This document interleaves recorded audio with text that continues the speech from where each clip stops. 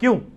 اسلام کی دہشت ثانیہ کے لیے ضروری ہے کہ امام مہدی کے آنے سے پہلے لوگوں کو جمل صفین نہروان سمجھ آئے اور اہل بیت کا مقام سمجھو، ورنہ جب آ کے حضرت امام مہدی کے یوٹیوب پہ ویڈیوز چڑھنی ہے کہ علی حق پہ ہے تو انہوں نے کہنا یہ شیعہ ہے، تو کہاں سے ان کی بیعت کرنی ہے؟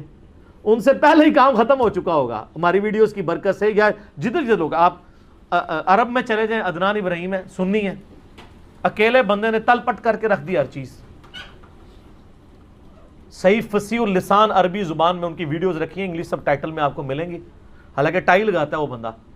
فلسطین کے پناہ گزین کیمپوں میں اس کی پرورش ہوئی ہوئی ہے، دنیاوی طور پہ بھی وہ پی ایچ ڈی ہے.